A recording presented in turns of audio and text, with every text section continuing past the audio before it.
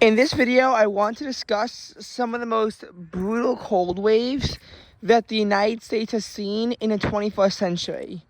There are five that we're going to be talking about, assuming that my memory didn't corrupt me again. And the first one will be the early 2014 one. This one is believed to have started on January 2nd, so right at the beginning of that new year, even though the events leading up to it began in 2013. And the ending date is astoundingly late. It's mid-April. Most of the notable cold occurred in early January, and that was a snap that became the most famous. New York City on January 7th set a record low of 4 degrees, and that was actually just 24-ish hours after it was 55 degrees. So that's a 51-degree temperature drop in 24 hours, which is one of the largest in like 100 years or so for New York City. Chicago had didn't have its coldest wind chill, but only because of a new wind chill formula that was adopted by the NWS since. I forgot what the exact number was for the wind chill, but I believe it was somewhere in the negative 50s. I don't know the exact condition that was going on. You could literally see vapor rising off of the Great Lakes as they completely froze throughout this cold snap. However, as it always does, it always abates and comes back. So it's always like that general swing of things. It was also very snowy during this time. We would see some pretty extreme snow events take place during this time.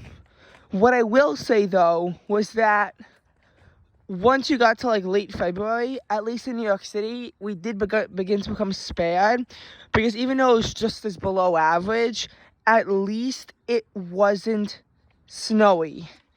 Only a coating of snow fell after New York City's snowiest 30-day period on record, where we saw 42.5 inches of snow. So it's like cold and very snowy to being cold and very dry, which is a bit of a nice change for New York City's snow removal budget. So that's always a good thing to hear. But during this cold wave, we wound up seeing the general trends of it going and coming back. It even reached into Canada, although Canada may have its warmest winter on record. The winter of 2013-2014 in the U.S. was the coldest in 25 years, and I believe 34th coldest on record. However, the cold would be extended. Some cities in Minnesota for the winter had one of the coldest on records. Duluth had its second coldest winter, maybe it was February on record, I forget which. It was only like 3.7 degrees. One city in Minnesota averaged 1.7 degree. That is brutal. Think about it, an average is all the days in a low. So for it to average out to that cold is pretty shocking. So if you think about it, once you get past that like really bad cold, now you're stuck dealing with this extended cold throughout the region.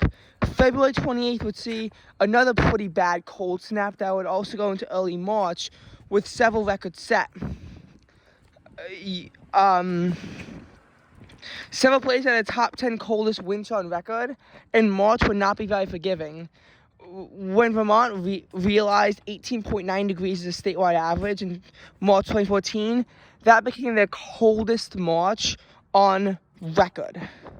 Their coldest March on record. And this cold wave pattern wouldn't actually fully abate until April 10th, when a ridge began moving its way over the United States. However, at least in New York, it came too little too late. While still only a teeny bit below average, April 2014 was below average. The first above average month in 2014 did not come in New York City until May. This significantly contributed to New York City actually being below average in 2014, which I'm pretty sure is the last time New York City was below average. But there'll be another pretty bad cold wave coming down early on. This cold wave resulted in $5 billion in economic damage and would wind up killing 21 people between January 2nd and 8th. So just that first week caused 21 deaths. God knows how many people actually died throughout the entire the entire cold wave. Mid-November was more so notable for its unseasonably cold air. The coldest it got was in Thermopolis at -27. However, several places saw their coldest and second coldest November temperature on record in Wyoming and Colorado during this event. The United States actually saw a low temperature of 19.4 degrees in November 2014, and every single state in the U.S. Was below freezing. At all 50. Parts of Florida got down to the mid-20s, which, when you think about how early this is really astounding. The Mississippi River was forced to end the upper navigation season, the earliest such closing since 1969 when records began. Oh, and in case you're wondering, I didn't tell you, but on January 7th, 2014, in the earlier cold wave, the United States saw its first day below 18 on average throughout the country since 1997. However, that 17-year-long hiatus was the longest on record, but that'll be broken if the United States can make it until 2031 without the national average being below 18. Which I don't know if it's happened since. There have been some pretty other really impressive cold snaps. So that was the November 2014 cold snap. There was a minor winter storm in Minnesota occurred as a result of this that wound up killing 4 people. The cold wave did trigger a big winter storm in Buffalo. $46 million in damage according to Cuomo, and 24 deaths. Up to 88 inches of snow wound up falling in a big lake effect band that was partly fueled by this cold wave. 2015 would also see a pretty extreme cold wave take place mostly in February. Now, I'm not disagreeing with you that March 2015 did see a pretty big cold snap early on, and the pattern didn't really retreat until mid-March. The cold snap came down. It's not exactly clear when. What made February 2015 so notable was not necessarily the extremeness of the cold, though there were a few really bad cold snaps, but more so the duration. This cold wave barely abated. I know it's no longer in a Wikipedia article, but it used to say that from January 20th to March 3rd or 4th, it did not rise above 40 in Boston. That's probably a record. I also, it's not in a Wikipedia article, but Buffalo, for the first February on record, did not rise above freezing. Daytime highs hit freezing on February 4th and 7th, but did not rise above freezing. I know it's also in the Wikipedia article, but New York City only had one above average day. That was when its high temperature was 43 and the low temperature was 32. So every single low was at or below freezing, and really this was the only mild day of such an intense cold snap.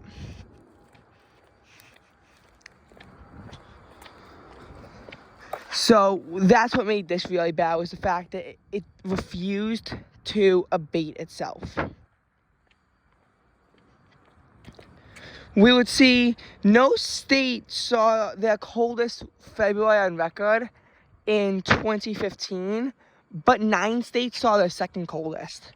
In 8 of those states, the northeastern states that I'm talking about, 1934 was the coldest February. In Ohio, it was 1978. 1978 wasn't as brutally cold over the East Coast, despite us seeing some massive blizzards.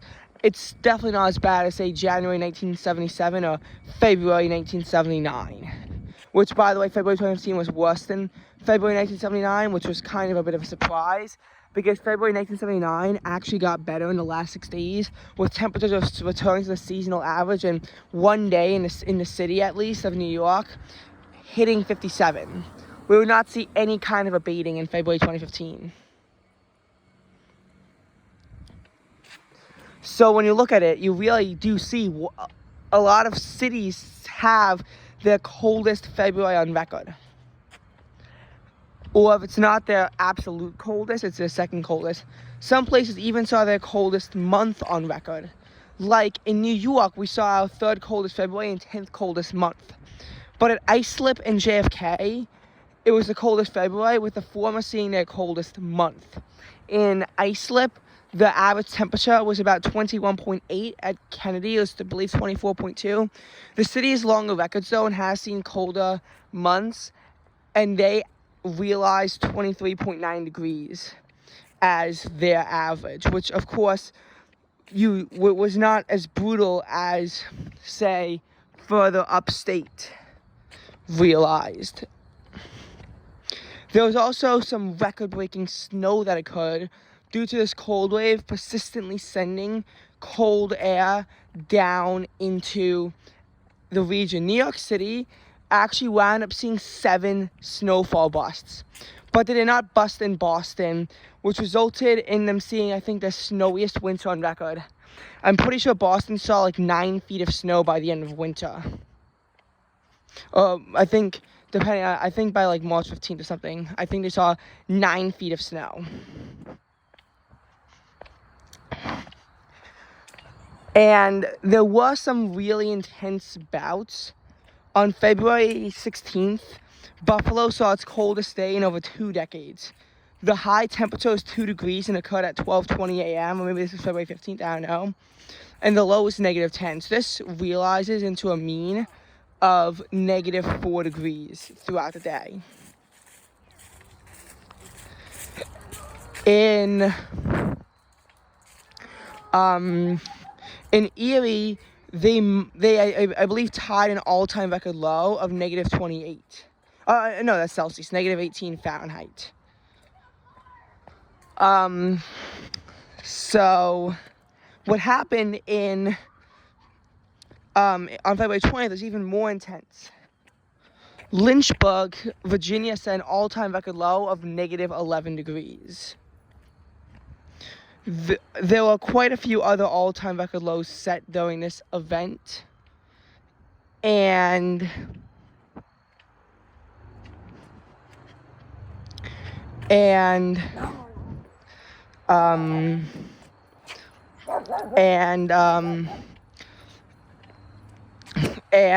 Kentucky, the state, tied their monthly record low for February. They were negative 31. This wasn't a statewide record for all time because they saw colder temperatures in January, but a monthly record low for an entire state is pretty impressive nonetheless, because if you think about it, Kentucky is also a bit of a big state. I mean, it's not that big of a state, but it still adds impressiveness to the record. And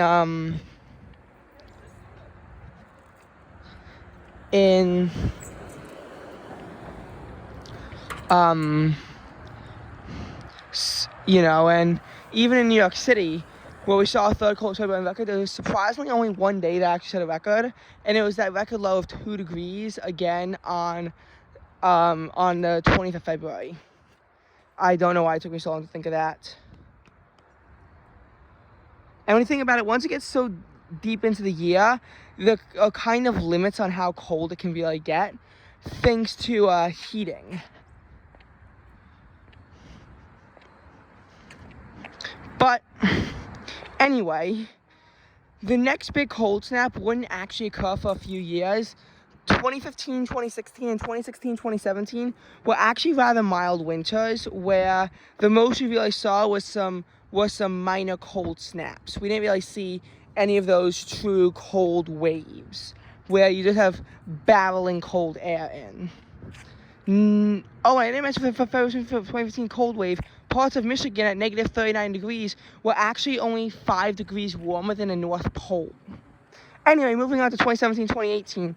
This cold wave began just after Christmas, continued through the last week of December and into the first week of January.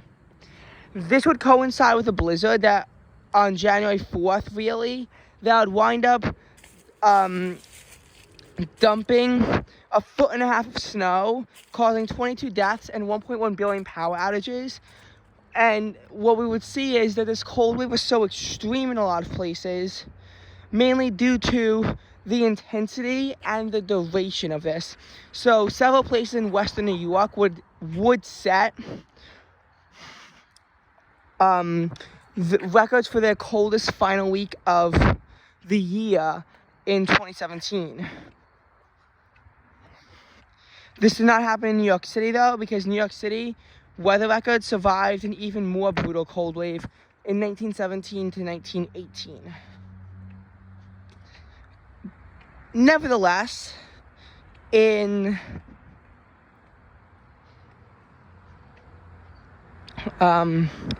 what's it called? In December, Flint would set a monthly record low of -18 Fahrenheit. The ball drop in New York City, the temperature was 9 degrees with a wind chill of -4. That would be the second coldest wind chill on record. Of course, it was the 1918 ball drop that was colder. However, that cold wave, I will say, abated quicker. This was really, I believe, New York City's coldest cold wave of such a long duration. There were no records broken at New York City, surprisingly, during the event. However, all the other 5 climate sites did set records, and records were set around New York City. Like when temperatures dropped to -9 across a lot of Massachusetts on January 7th, forcing the Buzzards Bay to freeze, which either set or tied record lows that morning. This was, I believe, the final day of the cold wave, because after temperatures did moderate a little bit, get into the upper 20s, low 30s, possibly even break in a few places during the blizzard, another tumbling Arctic air mass came down, but by like January 7th or 8th, it was over. Fun fact, the cold wave ended in my location on the 7th. That was the final day. The final day was the 8th in the city, because our high was 33, the city's high was 31, which extended their cold wave by a day. It did moderate after that and get warm, but then temperatures quickly fell after that. But then finally this awful pattern would eliminate itself. I mean, there were a lot of other record lows set in like Aberdeen and Iowa, places like that. It's definitely a bit of a confusing time frame. Oh, and 39 people wound up losing their lives. 38 would lose their lives in the February 2015 snap. The February 2015 snap causing only $1.4 million in damage, because we don't really have any estimates on it. The January 2019 cold wave, we have a more firm estimate on it, $950 million. This would cause 22 deaths. The core of this was the first bout that started on January 24th that led to bitterly cold air in the Midwest, primarily on January 31st. Illinois set a new statewide record low of -38 degrees. Portions of Minnesota got to -56, and only some thick morning fog limited how cold the temperature could get, because it was really close to a record. It was really close. Wind chills in Grand Forks hit -65 degrees. Even in the Northeast, they were not spared. New York, we wound up seeing a death in the western part of the state with wind chills of -25. And in the city, wind chills were -17 with an air temperature of 2. The temperature would only be 10 at noon, and the high of 16 tied for a record low.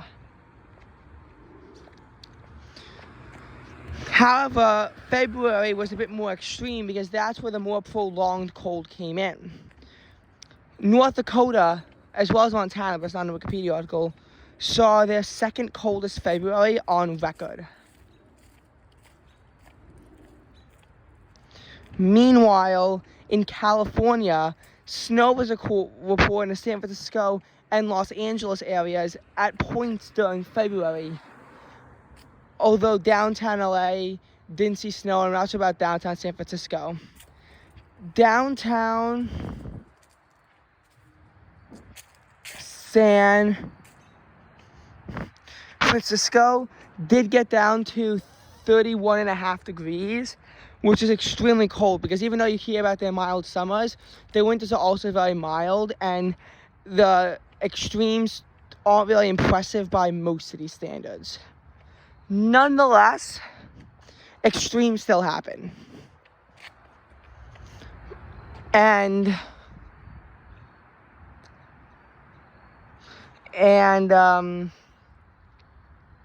again, during the winter there,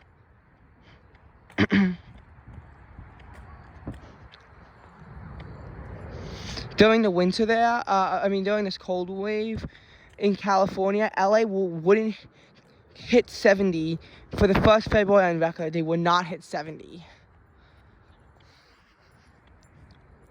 So that shows a bit more of the prolonged factor of it. There was another cold snap in March, but that's excluded from the Wikipedia article. Also, pretty bad cold even affected places like Vancouver, which is known for its milder weather. I don't know, the article is kind of a mess right now. Then we have the February 2021 cold wave. This cold wave caused over 300 deaths and nearly $200 billion in damage, mainly because of early in the Texas power crisis. Tyler, Texas, for example, set an all-time record low of -6. Hastings, Nebraska was -30. Fayetteville, Arkansas was -20. And parts of North Dakota hit -50. Billings and Fargo set records for their longest sub-zero streak.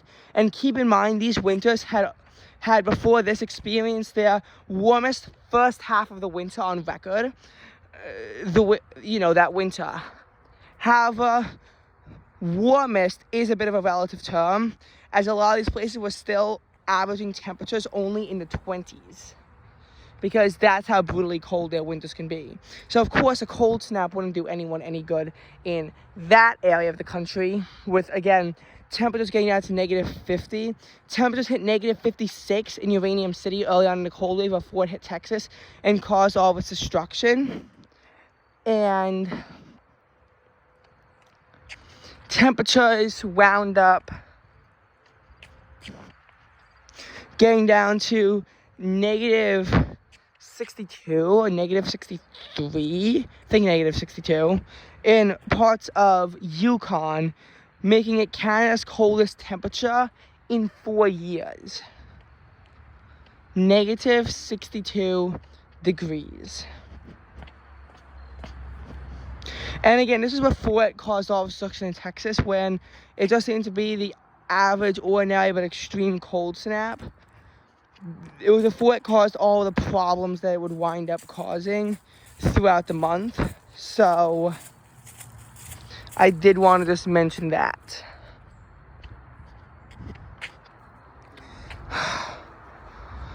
Okay, I think we're done here.